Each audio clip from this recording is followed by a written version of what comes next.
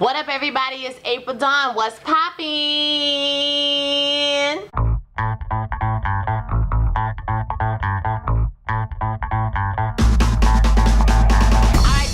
Be too long today because I just got a few things to talk about, but all of those things are major things, so let's go ahead and get into it. First thing we're going to talk about is the celebration of Martin Luther King. He died 50 years ago on Wednesday, was that day that was April the 4th. So he was shot on April the 4th, 1960. I don't know the exact year, but you can fill that in for yourself. Martin Luther King was a great civil rights activist. He has got the Nobel Peace Prize all over the world. Y'all know who Martin Luther King is. He on the damn stamp, child. He was everything. He was not a perfect man, but he was a very good man. So Martin Luther King, shout out to you. Thank you for everything. Second thing we want to talk about before we get into all the foolishness is Winnie Mandela. Winnie Mandela passed away, I think it was yesterday. If I'm not mistaken, it was yesterday. That's April the 5th. Apparently she was in and out of the hospital, but I don't think her family expected her to die. She had an undisclosed sickness, but she passed away suddenly.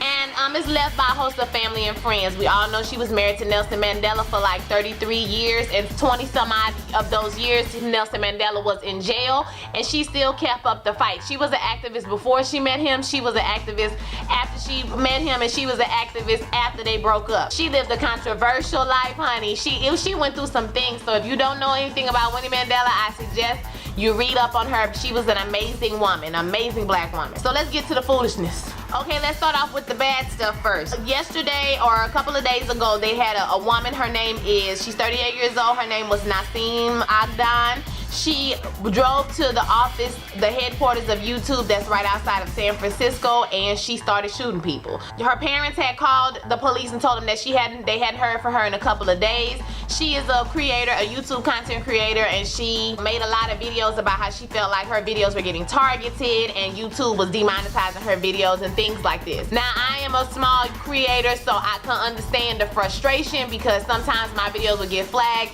and unless they have 1,000 views in 7 days, they won't even look at your video to see if they should demonetize it. So whatever the algorithm is that they use is a flawed algorithm, because sometimes it'll be you say a word that sounds like a bad word and then they'll just demonetize your shit. I can understand the frustration, but under no circumstances should you ever go and attack people because you feel frustrated. Now, she said she spoke to somebody and they tried to tell her, you know, what the reasoning was, but she uses the reasoning of, you let Taylor Swift videos or, you know, Nicki Minaj videos or whatever videos have play, and they're inappropriate as well, but you put age restrictions on the ad video. So I can see why she was mad, but she took it to a whole new level that you should never take things to. So at first they was trying to say she knew somebody or she had a boyfriend or something that worked there, but after the truth came out is no, she was an angry content creator. So this makes me a little worried about YouTube and what they're gonna do as a result of this.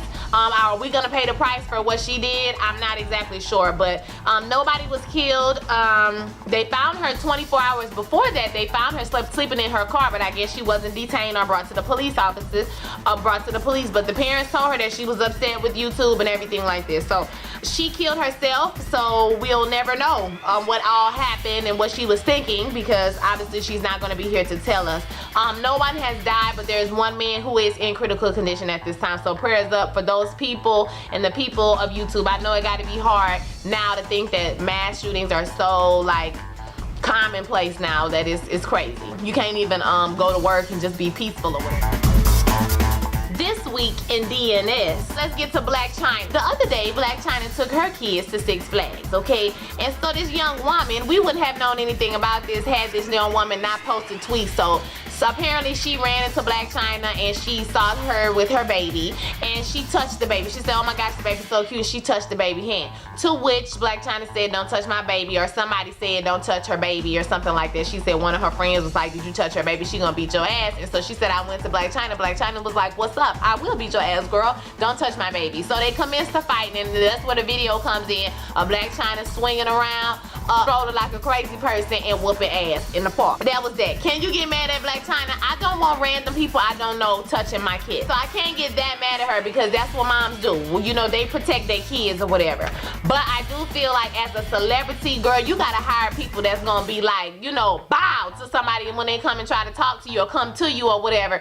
Because you're just opening yourself up for lawsuits when you beat up people, okay? People know you have money, they're gonna take advantage of that. Not for 1 second do I believe that that girl didn't know that that was Blac Chyna and Dream Kardashian. Like, stop it. Blac Chyna looks like a stripper who about to go on stage at all times. Like, come on now. Girl, stop. You knew that was her with them wig and them lashes, so cut it out. You went up there to get likes and shares, and you played yourself. It didn't look like the girl was beating up nobody. On the tweet, she said she was beating up somebody, but it looked like she got her head tagged a few times. But Blac Chyna, you just can't be fighting everybody. You just can't do that no more. You are not a regular person anymore. So hopefully the girl don't sue her, and hopefully Blac Chyna will get some security that, you know, really can take care of her situation. All right, so let's talk about Fabulous and Emily. Fabulous has been accused of domestic violence, of beating up Emily and knocking out a couple of her teeth. So apparently Fabulous was in LA and Emily arrived in LA as well. So I don't know if he was cheating. Y'all know he be cheating on the gram, on the Snapchat and all that. He always be cheating on Emily, but she dealt with it. So, you know, we let it go. If you like it, we love it. But apparently he was upset with her for coming to LA, and so when he was coming back is when he was texting her, calling her and threatening her,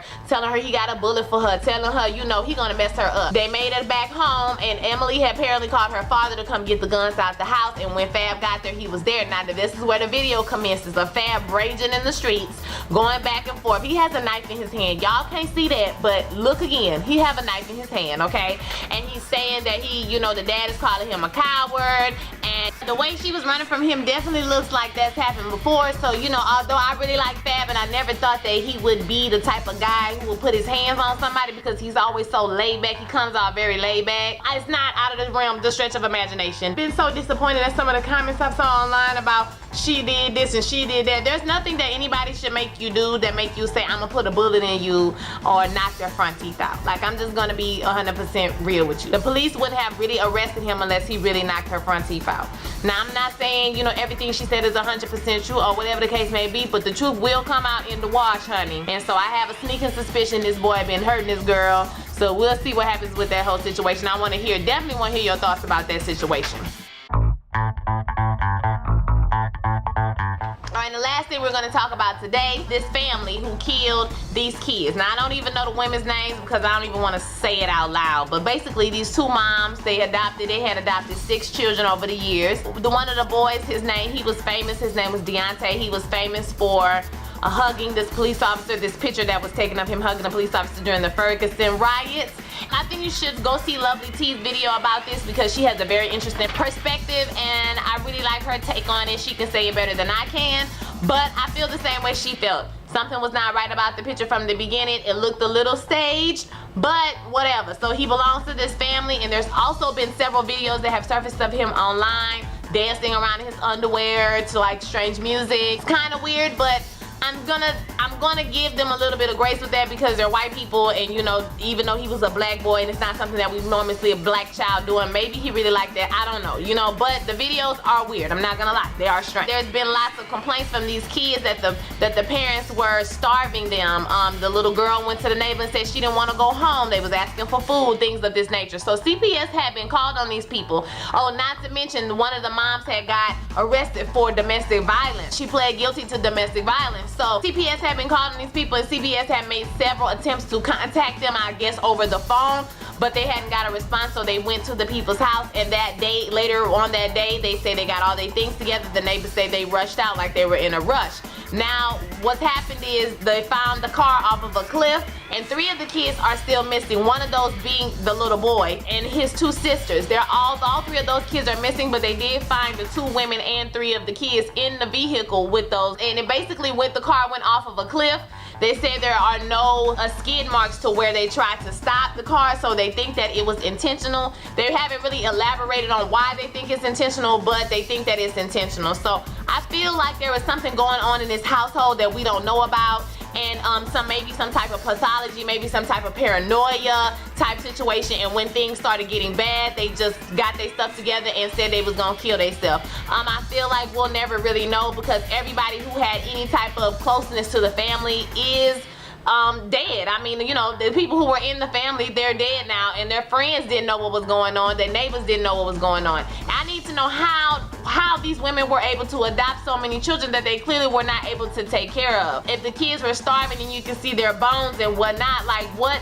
is in place to make sure that the people who are taking children can actually take care of those children, and how are they being monitored? So that is something that I think should be talked about. I want to hear what you guys think about that sad situation. So, y'all know what's popping this week. Really didn't have anything too hot about it, but I do have some new music that I'm listening to this week. One of those things is Cardi B's album, dropped on Friday. It's called child, I don't even know what it's called. Okay, I'm gonna put it right here on the screen right now. Boom, that's what it's called.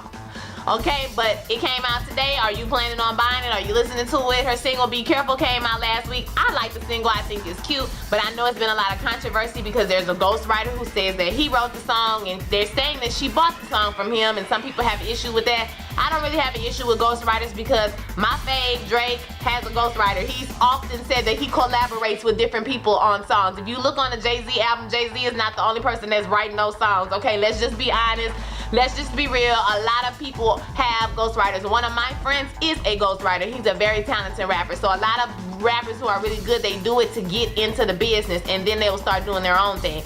So I don't really have an issue with her being, you know, having a ghostwriter or this not being her original song. We all know Cardi B rhyming in 1, 2, 3, 4. I'ma meet you at the door ass rhyme. So y'all already know what's popping with that. You know what's going on with that situation. So are you going to buy the album or what? So I want to hear your guys' thoughts about everything we talked about today. Don't forget to like, comment, subscribe, share this video with all your friends. I'll holler at y'all later. Peace.